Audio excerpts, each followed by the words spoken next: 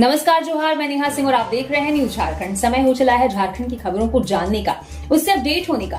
उससे पहले अगर आप न्यूज झारखंड चैनल पर नए हैं तो चैनल को सब्सक्राइब करके बेल आइकन प्रेस कर लीजिए, जिससे खबरों का अपडेट आपको मिलता रहे।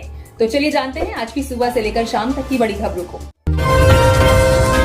झारखंड में 14 जुलाई को सभी बूथों पर होगी BLO BLA 2 की दूसरी बैठक। अनमैप्ड और ASDD सूची की होगी समीक्षा।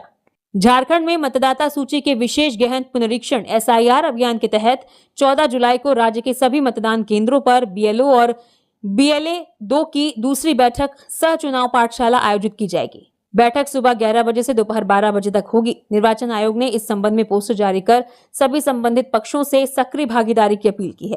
बैठक में एब्सेंट, शिफ्टेड, डेथ और डुप्लीकेट सूची पर विस्तार से विचार विमर्श किया जाएगा। इसके अलावा अब तक मतदाता सूची से मैपिंग नहीं हो सके अनमैप्ड मतदाताओं के मामलों की भी समीक्षा होगी। आयोग का उद्देश्य पात्र मतदाताओं की सही पहचान सुनिश्चित करते हुए त्रुटिहीन मतदाता सूची तैयार करना है। निर्वाचन आयोग ने बैठक में आम मतदाताओं, सामाजिक कार्यकर्ताओं, पूर्व पोलिंग एजेंटों तथा विभिन्न राजनीतिक दलों के प्रतिनिधियों की सक्रिय भागीदारी का आग्रह किया है।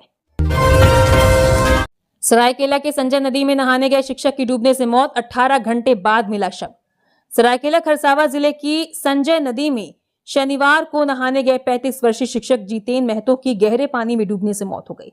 वे गम्हरिया के धातकी डी के रहने वाले थे और एक निजी स्कूल में पढ़ाते थे।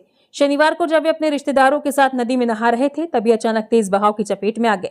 स्थानीय ग्रामीणों ने करीब 18 घंटे की कड़ी मशक्कत के बाद आज रविवार को उनका शव चमारू कोलबीरा ब्रिज के पास से बरामद किया। घटना की सूचना मिलने पर पुलिस तुरंत मौके पर पहुंची और शव को कब्जे में लेकर पोस्टमार्टम के लिए सरायकेला सदर अस्पताल भेज दिया। थाना प्रभारी विनय कुमार के अनुसार पुलिस मामले की जांच कर रही है। जितेन महतो अपने परिवार में बड़े थे और अपने पीछे पत्नी व 4 साल के बेटे को छोड़ गए हैं, जिससे पूरे गांव में शोक की लहर है। इस हादसे के बाद स्थानीय लोगों ने प्रशासन से मांग की है कि नदी के खतरनाक घाटों पर सुरक्षा के कड़े इंतजाम किए जाएं और चेतावनी बोर्ड लगाए जाएं। गिरिडीह के सलैया गांव में निर्माणाधीन मकान का छज्जा गिरने से मां बेटे की मौत, राजमिस्त्री घायल। गिरिडीह के हीरोडीह थाना क्षेत्र के सलैया गांव में एक निर्माणाधीन मकान का छज्जा गिरने से मां बेटे की मौके पर ही मौत हो गई, जबकि राजमिस्त्री गंभीर रूप से घायल हो गया। मृतकों की पहचान सुनीता देवी और उनके बेटे राजकुमार यादव के रूप में हुई है। हादसे के वक्त दोनों मां बेटे छज्जे के पास खड़े होकर राजमिस्त्री प्रदीप यादव को काम के बारे में समझा रहे थे, लेकिन जैसे ही मिस्त्री छज्जे पर चढ़ा वो अचानक भरभराकर सीधे उनके ऊपर गिर गया। मलबे के नीचे दबने के कारण मां बेटे ने मौके पर ही दम तोड़ दिया। हालांकि आसपास के ग्रामीणों ने तुरंत दौड़कर दोनों को बाहर निकाला, लेकिन तब तक काफी देर हो चुकी थी। इस हादसे में घायल राजमिस्त्री प्रदीप यादव के हाथ, पैर और शरीर के अन्य हिस्सों में गंभीर चोटें आई हैं, जिनका इलाज पास के स्वास्थ्य केंद्र में चल रहा है। रांची के कांके स्थित मंदिर में शिवलिंग क्षतिग्रस्त मिला, इलाके में तनाव, पुलिस जांच में जुटी। रांची के कांके थाना क्षेत्र के संग्रामपुर गांव में आज रविवार सुबह एक प्राचीन मंदिर में शिवलिंग क्षतिग्रस्त पाए जाने के बाद तनाव फैल गया। रोज की तरह जब श्रद्धालु आज सुबह पूजा करने मंदिर पहुंचे तो उन्होंने शिवलिंग को टूटा हुआ देखा। ये खबर फैलते ही बड़ी संख्या में ग्रामीण और श्रद्धालु मंदिर परिसर में इकट्ठा हो गए और इस घटना पर गहरा आक्रोश जताते हुए दोषियों की तुरंत गिरफ्तारी की मांग करने लगे। घटना की सूचना मिलते ही कांके थाना पुलिस मौके पर पहुंची और लोगों को समझा बुझाकर मामले को शांत कराया। पुलिस ने जांच शुरू कर दी है, जिसके तहत मंदिर परिसर से साक्ष्य जुटाए जा रहे हैं और आरोपियों की पहचान के लिए आसपास के CCTV फुटेज खंगाले जा रहे हैं। इलाके में शांति बनाए रखने के लिए पुलिस बल तैनात कर दिया गया है और प्रशासन ने लोगों से आपसी सौहार्द बनाए रखने की अपील की है। झारखंड के 8 जिलों में भारी बारिश का अलर्ट, वज्रपात से 2 लोगों की मौत। झारखंड के 8 जिलों में भारी बारिश का अलर्ट जारी किया गया है। राजधानी रांची में भी दिन भर बादल छाए रहने के साथ कुछ स्थानों पर हल्की बारिश की संभावना जताई गई है। वहीं बीते शनिवार को गुमला में वज्रपात की चपेट में आने से 2 लोगों की मौत हो गई। मौसम विभाग ने खराब मौसम के दौरान लोगों को घर से बाहर न निकलने, बिजली के खंभों से दूर रहने और पेड़ों के नीचे न खड़ा होने की सलाह दी है। वहीं आज भी झारखंड के कई जिलों में सुबह से ही बादल छाए रहे, जबकि कई जिलों में बारिश भी देखने को मिली। वहीं मौसम विभाग ने जामताड़ा, गिरिडीह, धनबाद, देवघर, दुमका, गोड्डा, साहिबगंज और पाकुड़ में वज्रपात के साथ भारी बारिश की चेतावनी जारी की है। मौसम विभाग के अनुसार 13 जुलाई को पूर्वी सिंहभूम, पश्चिमी सिंहभूम, सरायकेला खरसावां, गिरिडीह, धनबाद, देवघर, दुमका, गोड्डा, साहिबगंज और पाकुड़ में भारी बारिश के साथ वज्रपात की आशंका है। राज्य के अन्य हिस्सों में भी बादल छाए रहेंगे और हल्की से मध्यम बारिश हो सकती है। वहीं 14 जुलाई को चतरा, रामगढ़, हजारीबाग, कोडरमा, बोकारो, गिरिडीह, देवघर, जामताड़ा, दुमका, गोड्डा, साहिबगंज और पाकुड़ में भारी बारिश और वज्रपात की चेतावनी जारी की गई है। रांची सहित अन्य जिलों में भी मध्यम बारिश और गरज चमक की संभावना बनी रहेगी। गिरिडीह में नकली विदेशी शराब की फैक्ट्री का भंडाफोड़, 50 लाख की शराब जब्त, उत्पाद विभाग ने दी जानकारी। गिरिडीह में उत्पाद विभाग और पुलिस की टीम ने मिलकर घाघरा गांव में चल रही एक नकली विदेशी शराब बनाने की फैक्ट्री को पकड़ा है। इस छापेमारी में करीब 50 लाख रुपए की नामी ब्रांडों की नकली शराब, खाली बोतलें, ढक्कन, होलोग्राम और शराब बनाने का सामान जब्त किया गया है। ये नकली शराब बाजार में बेचने के लिए तैयार की जा रही थी, जिससे लोगों की जान को खतरा था और सरकार को भी घाटा हो रहा था। इस मामले में पुलिस ने केस दर्ज कर लिया है और जांच शुरू कर दी है। उत्पाद अधीक्षक शिव कुमार साहू के नेतृत्व में हुई इस बड़ी कार्रवाई के बाद पुलिस अब इस गैर कानूनी धंधे को चलाने वाले बाकी लोगों की तलाश में जुटी है। अधिकारियों ने साफ कहा है कि जिले में नकली शराब के खिलाफ ऐसा अभियान आगे भी जारी रहेगा। झारखंड में मिलेट किसान योजना शुरू, मोटे अनाज की खेती पर मिलेगा 15,000 रुपए की सरकारी मदद। झारखंड सरकार के कृषि विभाग के निर्देश पर गढ़वा जिले में हर किसान मिलेट किसान अभियान के तहत आवेदन शुरू हो गए हैं। इस योजना का मुख्य उद्देश्य किसानों को रागी, ज्वार, बाजरा और अरहर जैसे मोटे अनाजों की खेती के लिए बढ़ावा देना है, जिसके तहत हाल ही में महिला स्वयं सहायता समूहों को अरहर के बीज भी बांटे गए हैं। इस योजना का लाभ झारखंड के सभी स्थायी निवासी, चाहे वे खुद की जमीन वाले रैयत किसान हो या बटाईदार, आसानी से उठा सकते हैं।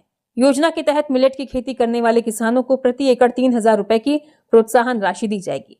एक किसान को अधिकतम 5 एकड़ तक की खेती के लिए कुल 15,000 रुपए तक की आर्थिक सहायता मिल सकती है।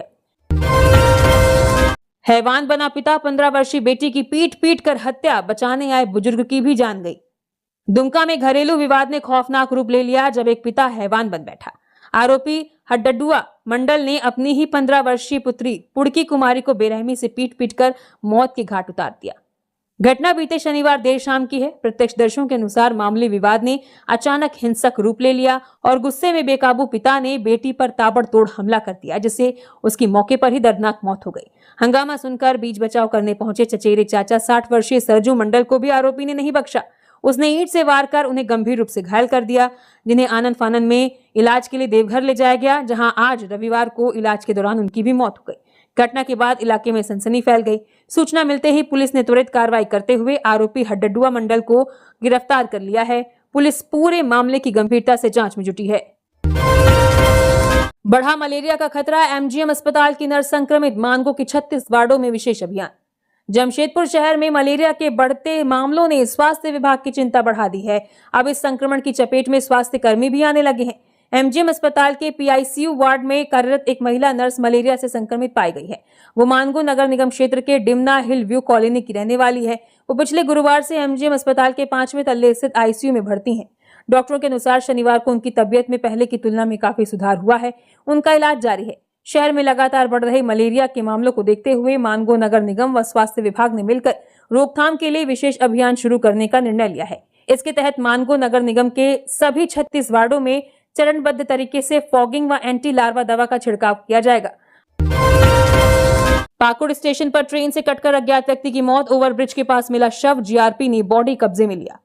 पाकुड़ रेलवे स्टेशन के प्लेटफॉर्म संख्या 2 पर ओवरब्रिज के पास ट्रेन की चपेट में आने से एक अज्ञात व्यक्ति की मौके पर ही मौत हो गई। घटना के बाद स्टेशन परिसर में अफरा तफरी का माहौल बन गया।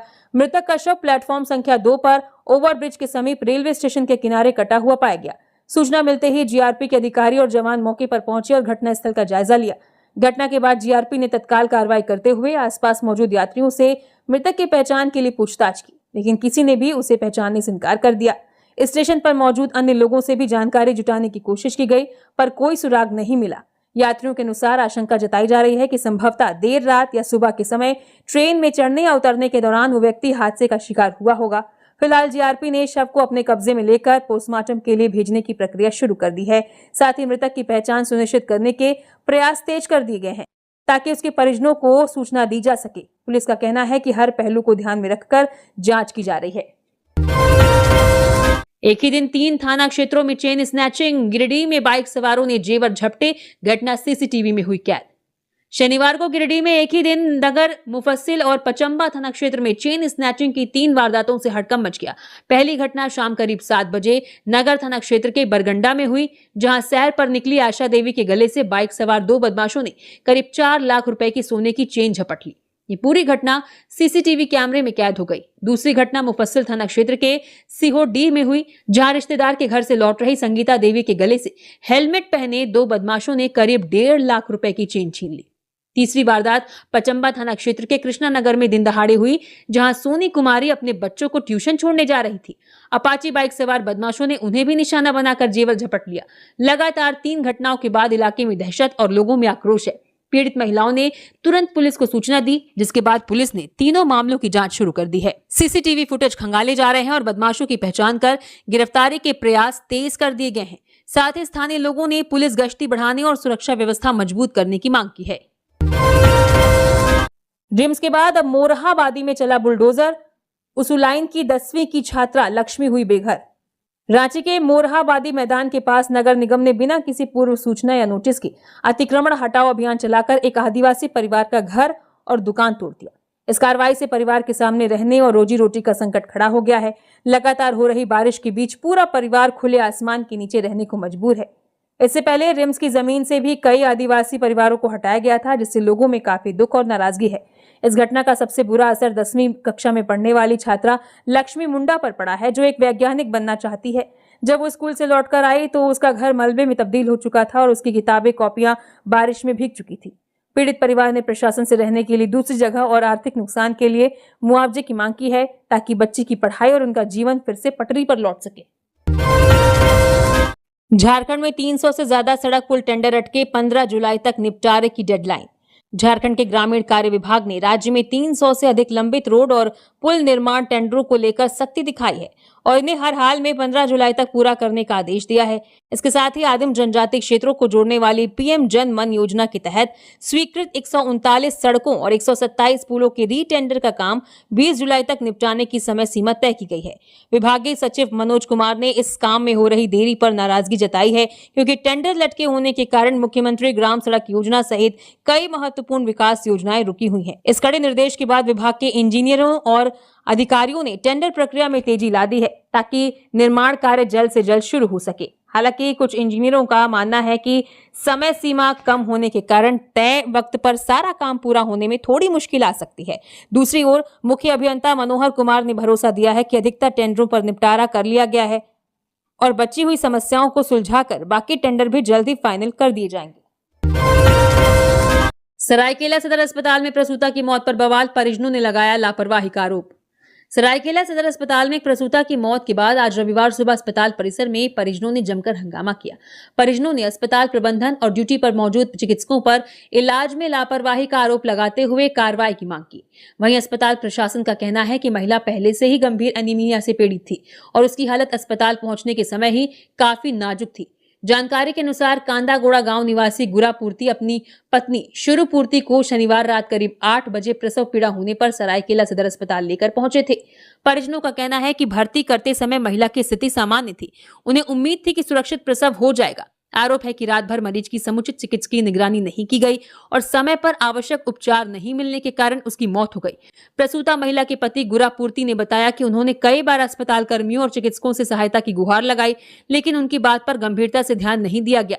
उनका आरोप है कि यदि समय पर इलाज मिलता तो उनकी पत्नी की जान बचाई जा सकती थी। छात्रों के गूंज अभियान के तहत स्टूडेंट्स मैराथन पेपर लीक के खिलाफ यूथ कांग्रेस का प्रदर्शन।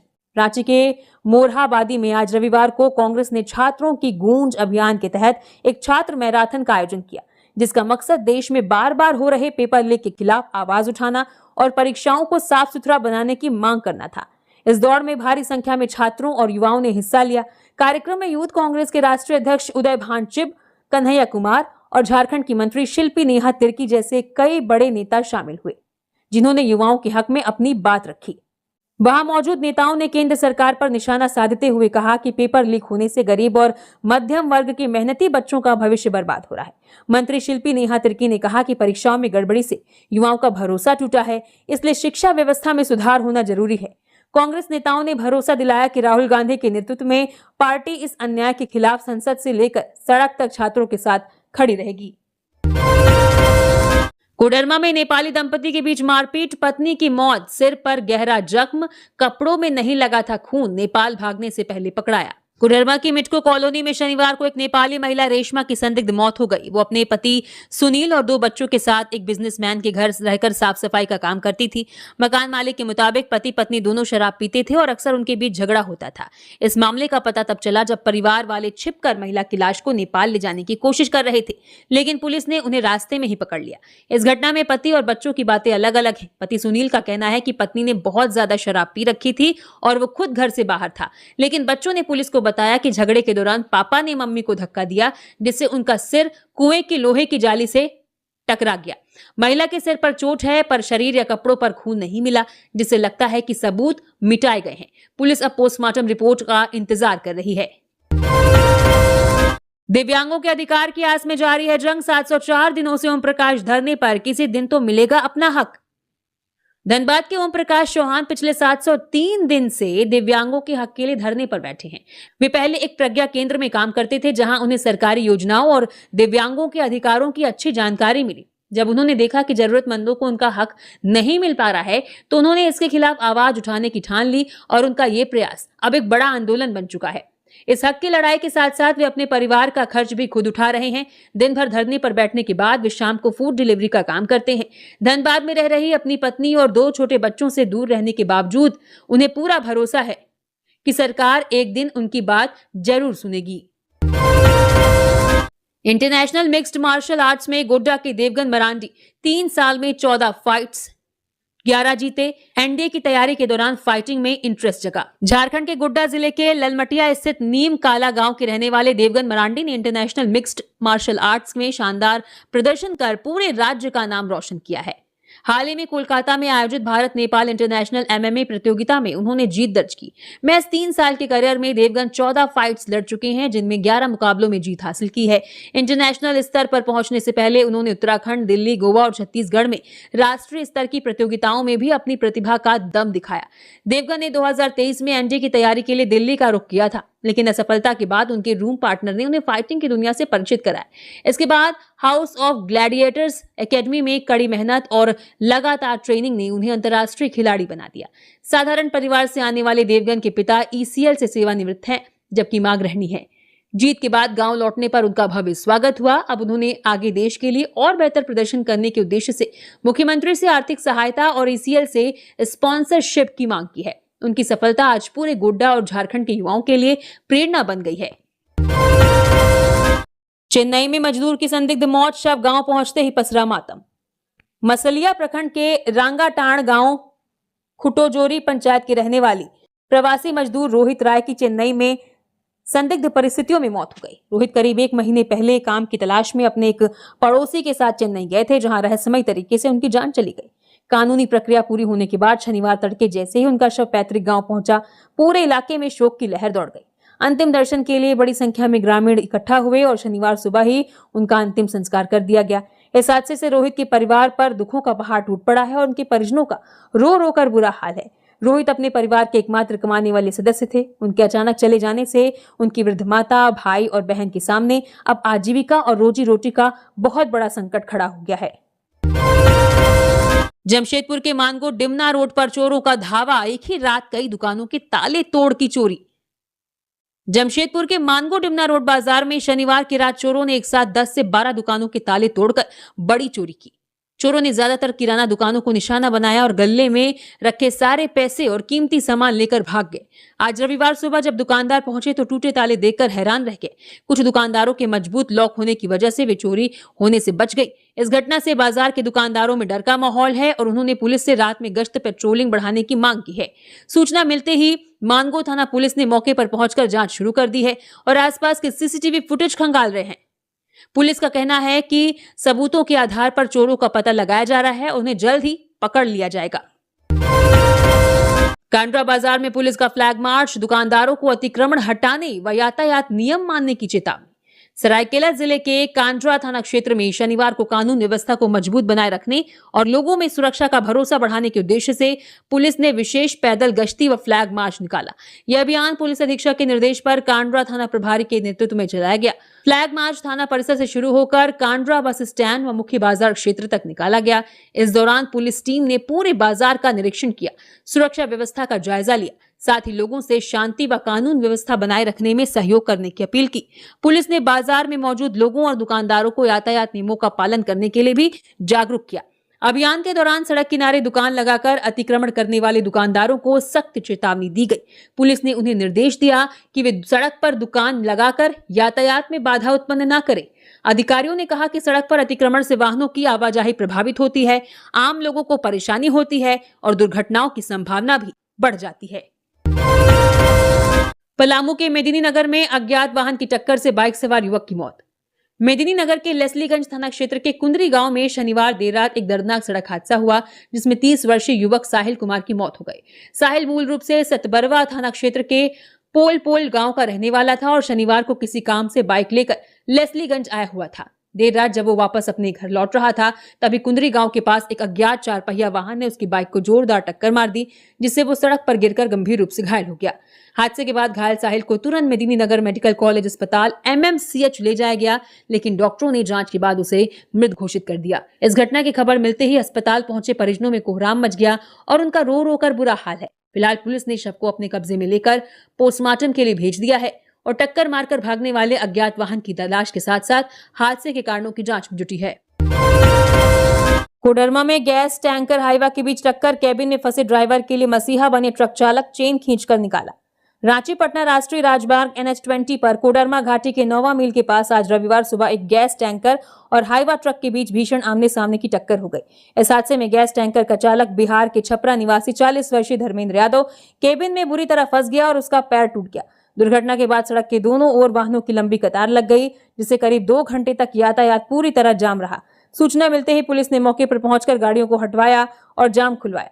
हादसे के तुरंत बाद वहां से गुजर रहे अन्य ट्रक ड्राइवरों ने सूझबूझ और बहादुरी दिखाते हुए एक बड़ा बचाव अभियान चलाया। उन्होंने अपने ट्रकों की चेन से क्षतिग्रस्त कैबिन को खींचकर घायल चालक को सुरक्षित बाहर निकाला, जिसके बाद उसे इलाज के लिए कोडरमा सदर अस्पताल भेजा गया। स्थानीय लोगों का कहना है कि अगर इन ट्रक ड्राइवरों ने सही समय पर तत्परता नहीं दिखाई होती तो घायल चालक की जान बचाना मुश्किल हो सकता था। आदित्यपुर में ऑनलाइन बेटिंग रैकेट का खुलासा, 3 आरोपी गिरफ्तार, लैपटॉप, मोबाइल समेत कई उपकरण जब्त। आदित्यपुर थाना क्षेत्र अंतर्गत शिव नारायणपुर में संचालित अवैध ऑनलाइन बेटिंग के एक संगठित रैकेट का पुलिस ने भंडाफोड़ किया है। गुप्त सूचना के आधार पर की गई छापेमारी में पुलिस ने 3 आरोपियों को गिरफ्तार करते हुए ऑनलाइन बेटिंग के संचालन में इस्तेमाल किए जा रहे लाखों रुपए मूल्य के इलेक्ट्रॉनिक उपकरण और अन्य सामग्री बरामद की है। पुलिस अधीक्षक के निर्देश पर अनुमंडल पुलिस पदाधिकारी SDPO अनुभव भारद्वाज के नेतृत्व में विशेष टीम का गठन किया गया था। टीम ने शिव नारायणपुर स्थित एक ठिकाने पर छापेमारी कर 3 लोगों को मौके से गिरफ्तार किया। गिरफ्तार आरोपियों की पहचान बेगूसराय निवासी सुमित कुमार, खगड़िया गुलशन कुमार तथा बागबेड़ा निवासी मनोज कुमार के रूप में हुई है। पुलिस के अनुसार मनोज कुमार का स्थायी पता भोजपुर, सभी आरोपियों को न्यायिक हिरासत में भेज दिया गया है। थ्रोबॉल के बनाए गए संघ के विरोध में झारखंड थ्रोबॉल संघ का जयपाल सिंह स्टेडियम में धरना। रांची के जयपाल सिंह स्टेडियम में झारखंड थ्रोबॉल संघ का धरना प्रदर्शन हुआ, जो राज्य में नए बनाए गए प्रतिद्वंदी संघ के गठन के विरोध में किया गया था। प्रदर्शनकारियों का आरोप था कि आजसू सुप्रीमो सुदेश महतो द्वारा एक नया संघ खड़ा किया गया है, जो पूरी तरह से गलत और नियमों के खिलाफ था। संघ के पदाधिकारियों ने कहा कि वे पिछले 18 सालों से लगातार राज्य में थ्रो बॉल खेल और इससे जुड़े खिलाड़ियों को प्रमोट कर रहे थे। ऐसे में नए संघ का आना उनकी सालों की मेहनत को दरकिनार करने जैसा था। इस विवाद के कारण झारखंड के उभरते और अनुभवी खिलाड़ियों के करियर पर संकट के बादल मंडराने लगे थे। थ्रो बॉल एसोसिएशन ने चिंता जताई थी कि इस राजनीतिक खींचतान और नए संघ के हस्तक्षेप के कारण पिछले 18 सालों से खेल रहे खिलाड़ियों का भविष्य अधर में लटक सकता था। खिलाड़ियों और कोचों ने मांग की थी कि खेल भावना को जीवित रखा जाए और वर्षों से काम कर रहे मूल संघ को ही मान्यता दी जाए, ताकि राज्य की खेल प्रतिभाओं को नुकसान न उठाना पड़े। RIT थाना क्षेत्र में पुलिस का सुरक्षा अभियान, संदिग्धों की जांच व लोगों से सतर्क रहने की अपील। सरायकेला जिले में अपराध पर अंकुश लगाने व लोगों में सुरक्षा का भरोसा बढ़ाने के लिए शनिवार को RIT थाना क्षेत्र में पुलिस ने सघन पैदल गश्ती अभियान चलाया। पुलिस अधीक्षक के निर्देश पर थाना प्रभारी के नेतृत्व में पुलिस अधिकारियों व जवानों की टीम ने क्षेत्र के प्रमुख बाजारों, रेलवे स्टेशन के आसपास, शिक्षण संस्थानों के पास और संवेदनशील इलाकों का दौरा कर सुरक्षा व्यवस्था का जायजा लिया। गश्ती के दौरान पुलिस ने संदिग्ध व्यक्तियों व वाहनों की जांच की, साथ ही विभिन्न स्थानों पर लोगों से बातचीत कर उनकी समस्याएं और सुरक्षा संबंधी सुझाव भी लिए।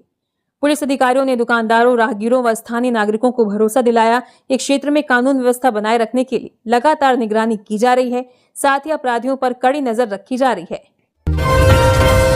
धनबाद जिले के निरसा के चापापुर में एक बार फिर दर्दनाक हादसा, हाइवा की चपेट में आने से एक बुजुर्ग की मौके पर ही मौत। निरसा के चापापुर कोयला आउटसोर्सिंग क्षेत्र में हाइवा की चपेट में आने से एक बुजुर्ग की मौके पर ही मौत हो गई, जिससे पूरे इलाके में भारी तनाव है। हैरानी और दुख की बात यह है कि इसी हफ्ते इस क्षेत्र में ये दूसरी बड़ी दुर्घटना है। बार बार हो रहे इन हादसों ने आउटसोर्सिंग कंपनियों और स्थानीय प्रशासन की सुरक्षा व्यवस्था पर गंभीर सवाल खड़े कर दिए हैं, जिससे स्थानीय लोगों में भारी आक्रोश है। इस तरह की लगातार हो रही मौतों के लिए सीधे तौर पर आउटसोर्सिंग प्रबंधन की लापरवाही और सुरक्षा नियमों की अनदेखी जिम्मेदार है। भारी वाहनों की तेज रफ्तार और खनन क्षेत्रों में आम लोगों की सुरक्षा के पुख्ता इंतजाम न होना ही इन हादसों की मुख्य वजह है। अब सबसे बड़ा सवाल यही है कि प्रशासन कब जागेगा और इन लापरवाह कंपनियों पर सख्त कार्रवाई करके बेकसूर लोगों की जान बचाएगा। हीरापुर चाइना मार्केट में कॉस्मेटिक दुकान में चोरी करती 2 महिलाएं पकड़ी गईं। धनबाद के हीरापुर स्थित चाइना मार्केट की एक कॉस्मेटिक दुकान में आज रविवार को चोरी करते हुए 2 महिलाओं को रंगे हाथों पकड़ लिया गया। दुकान के मालिक विक्की कुमार को पिछले 2-3 दिनों से सामान गायब होने का शक हुआ, तो उन्होंने सीसीटीवी फुटेज जांची। फुटेज में ये महिलाएं चोरी करते हुए दिखाई दी थी। आज रविवार को जब वे दोबारा दुकान आई तो कर्मचारियों ने उन पर नजर रखी और चोरी करते समय उन्हें पकड़ लिया। चोरी की ये पूरी वारदात सीसीटीवी कैमरे में कैद हो गई है, जिसकी फुटेज पुलिस को सौंप दी गई है। पकड़ी गई महिलाओं में से एक मटकुरिया और दूसरी झरिया की रहने वाली है। सूचना मिलने पर सदर थाना पुलिस मौके पर पहुंची और दोनों को हिरासत में लेकर पूछताछ कर रही है। पुलिस अब इस बात की जांच कर रही है कि क्या ये महिलाएं किसी बड़े चोरी करने वाले गिरोह से जुड़ी हैं। इसी तरह और भी खबरों से अपडेट रहने के लिए न्यूज़ झारखंड चैनल को सब्सक्राइब करिए। धन्यवाद।